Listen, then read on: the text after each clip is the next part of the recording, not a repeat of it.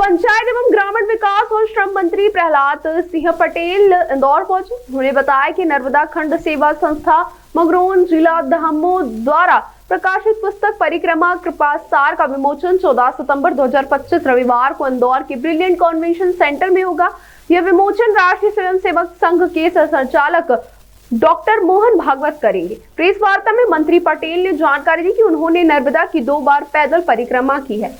पहली परिक्रमा 1994 से 1996 के बीच परम पूज्य गुरुदेव श्री बाबा श्री जी की सेवा में की थी, जबकि दूसरी परिक्रमा 2005 में पत्नी और सहयोगियों के संग पूर्ण की। वहीं उन्होंने बताया कि इस पुस्तक में 30 वर्ष पूर्व पहली नर्मदा परिक्रमा के दौरान जबलपुर में परम पूज्य गुरुदेव के चतुर्मास में लिखे गए उनके समसामयिक लेख संग्रहित है। पटेल ने कहा कि 30 वर्षों तक उन्होंने पुस्तक को छपने नहीं दिया, अब यह समाज के साथ साझा की जा रही। कार्यक्रम में संत महात्मा और विभिन्न क्षेत्रों से जुड़ी हस्तियों की उपस्थिति रहेगी। Electronic media, print media, photo journalist सबका मैं नर्मदा खंड सेवा संस्थान की तरफ से आप सबका हृदय से स्वागत करता हूं, अभिनंदन करता हूं।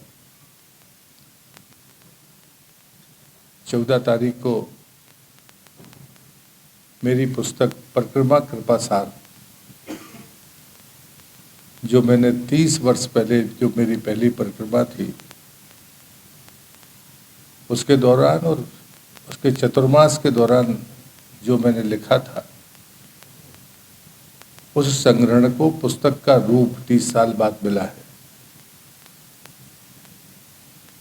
और मेरा सौभाग्य ये है, मां नर्मदा की कृपा है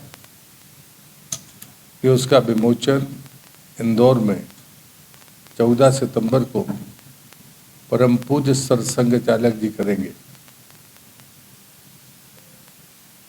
ये पूरी तरह से, मैं राजनीतिक कार्यकर्ता हूँ, सरकार में मंत्री हूँ, लेकिन ये कार्यक्रम पूरी तरह से गैर राजनीतिक कार्यक्रम है, क्योंकि इस पुस्तक को मैंने 30 साल तक छपने नहीं दिया।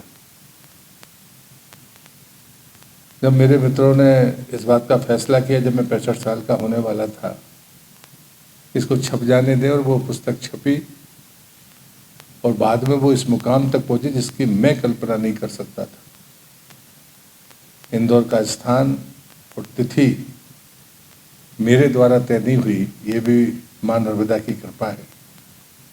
जब मुझे पता चला कि 14 तारीख हिंदी दिवस है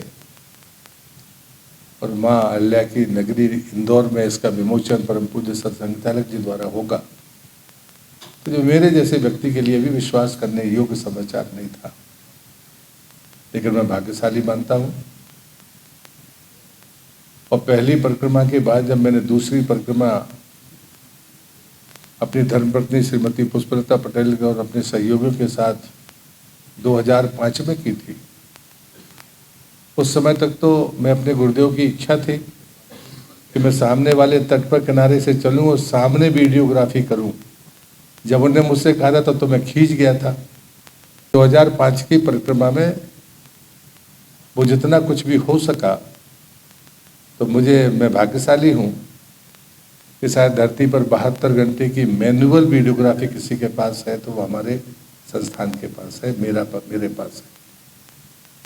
उसके भी कुछ अंश हैं जो आज को समय में कभी देखने को मिलेंगे। उसका भी कुछ मैंने भी आधे के आसपास मैंने खुद ने वीडियोग्राफी की है। वो हैंडी वो होते थे जो छोटी कैसेट वाले होते थे। अभी इस कार्यक्रम के निमित्त मैंने भी उसके कुछ अंश देखे तो मैं खुद बहुत सकता। एक बात जरूर मैं बड़े दुख के साथ कहता हूँ, पहली परिक्रमा 30 साल पहले हुई थी।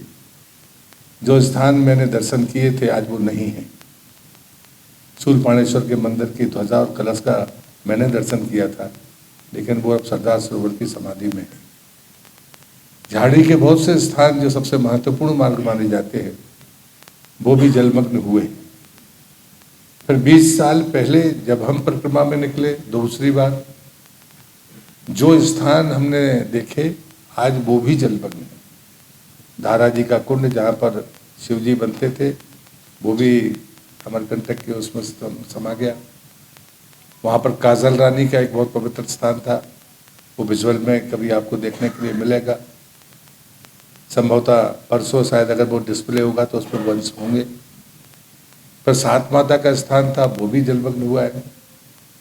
24 अवतार को विस्थापित किया गया। मतलब उदाहरण के लिए मैं ऐसे अनेक स्थान बता सकता हूँ जो तप के स्थान थे, जो 20 साल पहले थे लेकिन आज नहीं है, कुछ 30 साल पहले थे लेकिन आज नहीं है। तो परिक्रमा का जो मूल तत्व है, जो तपस्वियों के स्थान थे, उनकी जगह पर या तो आश्रम हो गए हैं बड़े, या मंदिर बन गए हैं। तो तप के स्थानों का लोगों को जानकारी भी नहीं है। आजकल तरीका भी बदला है, वाहनों से लोग परिक्रमा करते हैं, बड़े संख्या में परिक्रमा करते हैं।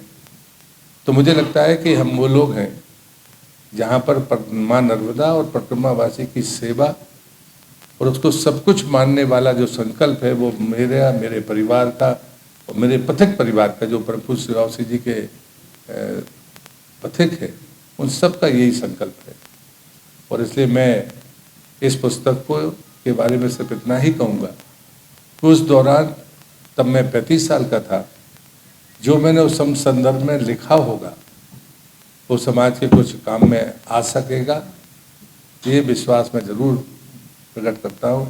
तो माँ से यही प्रार्थना करता हूँ कि वो आने वाली नई पीढ़ी के लिए मार्गदर्शन का काम करे, क्योंकि जब मैंने लिखा था तब मेरी उम्र 35 साल थी। तो शायद उस वर्ग को कुछ दिशा देने का वो काम करेगी। दूसरा, मैंने पिछले वर्ष जब मैं राज्य सरकार में मंत्री बना था तो मुख्यमंत्री जी ने जलगंगा अभियान शुरू किया था। अगर नर्मदा परिक्रमावासी है तो उससे एक भी बार ऐसी गलती नहीं हो सकती जो नदी को, नर्मदा को, पर्यावरण को क्षति पहुंचाए। एक बार भिक्षा लेकर अगर आपको जीवन जीना है तो मैं इतना भरोसे के साथ कह सकता हूँ कि 3 कमजोरियाँ मनुष्य की होती है, भय, लालच और अहंकार। तीनों परिक्रमा समाप्त कर देती है। अगर तीनों चीज़ें खत्म हो जाएंगी तो पर्यावरण की रक्षा ही होगी, नदी की रक्षा होगी, ये तय है।